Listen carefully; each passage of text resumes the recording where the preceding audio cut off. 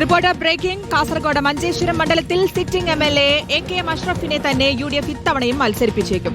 മുസ്ലിം league ജില്ലാ നേതൃത്വത്തിന്റെ പൂർണ്ണ പിന്തുണ എ.കെ.എം. അഷ്റഫിനുണ്ട്. അഷ്റഫിന് മണ്ഡലത്തിൽ അനുകൂല സാഹചര്യമാണുള്ളതെന്ന് ലീഗ് ജില്ലാ പ്രസിഡന്റ് കല്ലട മാഹിൻ ഹാജി പറഞ്ഞു. അതേസമയം ബി.ജെ.പി. ജില്ലാ president ML. Ashwini NDA സ്ഥാനാർത്ഥിയായേക്കും. Surprise സ്ഥാനാർത്ഥിക്കും സാധ്യതയുണ്ട്.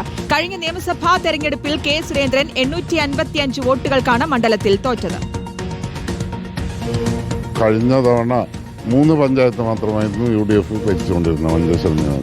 ഇത്തവണ അത് 8 പഞ്ചായത്തും പൂർണ്ണമായും UDFന് പിടിച്ചെടുക്കാൻ സാധിച്ചത് എ.കെ.എം. അഷ്റഫിൻ്റെ കൂടി അതേപോലെ UDFിൻ്റെ നിയോജക മണ്ഡല നേതാക്കളുടെയും പ്രവർത്തനത്തിൻ്റെ ഭാഗമായാണ് അങ്ങനെ വലിയൊരു മുന്നേറ്റം നേടാനായത്. ഒരു തവണ മത്സരിച്ച MLA ആയതുകൊണ്ട് അടുത്ത തവണ കൂടി എ.കെ.എം. അഷ്റഫ് തന്നെ ആയിരിക്കുമെന്ന പ്രതീക്ഷയാണ് ഞങ്ങൾക്കെല്ലാം ഉള്ളത്. പ്രവർത്തകർക്കിടയിലും നേതാക്കൾക്കിടയിലും നല്ല പോസിറ്റീവ് ആയിട്ടുള്ള അനുകൂല ചിന്താഗതിയാണ് മനസ്സിലാക്കാൻ സാധിച്ചത്. അരുൺ പൂപ്പറമ്പ് തുടരുന്നുണ്ട്. അരുൺ, നിയമസഭാ തെരഞ്ഞെടുപ്പിനുള്ള ഒരുക്കങ്ങളിലേക്ക് കടക്കുകയാണ്. ഇതിലിപ്പോൾ ഈ മണ്ഡലമാറ്റവും അതുപോലെ പുതുമുഖങ്ങളും ഒക്കെ വരും എന്നുള്ള ചർച്ചകളൊക്കെ നടക്കുമ്പോൾ എ.കെ.എം. അഷ്റഫിനെ തന്നെ UDF ഇത്തവണയും മത്സരിപ്പിച്ചേക്കുമെന്ന് തന്നെയാണോ തീരുമാനത്തിലേക്ക് എത്തുന്നത്?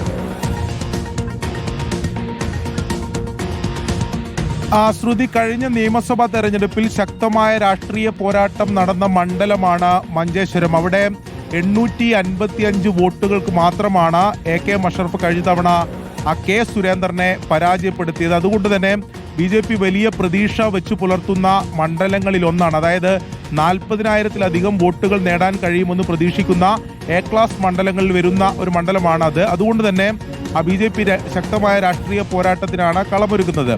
ഇപ്പോൾ UDF കൃത്യമായി അല്ലെങ്കിൽ മുസ്ലിം ലീഗിന്റെ ഒരു വിലയിരുത്തൽ ആ മണ്ഡലത്തിൽ കഴിഞ്ഞ തവണത്തേക്കാൾ അനുകൂലമായിട്ടുള്ള ഒരു സാഹചര്യം നിലവിലുണ്ട്. ശക്തമായ ഒരു പോരാട്ടമില്ല.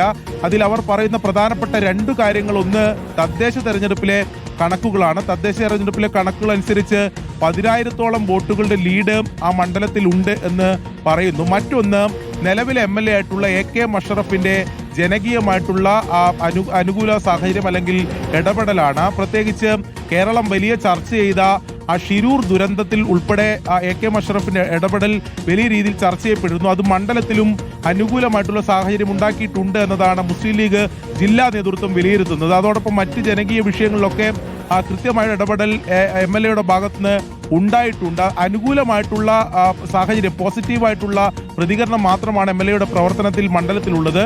അതുകൊണ്ട് അതും അനുകൂലമാകും. എത്ര വലിയ ശക്തനായിട്ടുള്ള സ്ഥാനാർത്ഥി എതിരാളിയായി കൊണ്ടുവന്നാലും എ.കെ.എം. അഷ്റഫിനെ തോൽപ്പിക്കാനാവില്ല എന്ന വിലയിരുത്തലാണ് മുസ്ലിം ലീഗ് നേതൃത്വത്തിനുള്ളത്.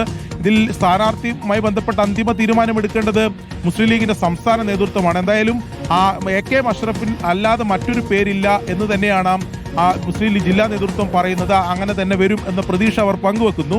ബി.ജെ.പിയെ സംബന്ധിച്ച് ബി.ജെ.പി ഞാൻ ആദ്യഘട്ടത്തിൽ സൂചിപ്പിച്ച പോലെ വലിയ പ്രതീക്ഷ വെച്ച് പുലർത്തുന്നുണ്ട്. ഇപ്പോഴും നിലവിൽ ബി.ജെ.പിയുടെ ജില്ലാ അധ്യക്ഷയായിട്ടുള്ള എം.എൽ. അശ്വിനിയുടെ പേരാണ് പരിഗണനയുള്ളത്.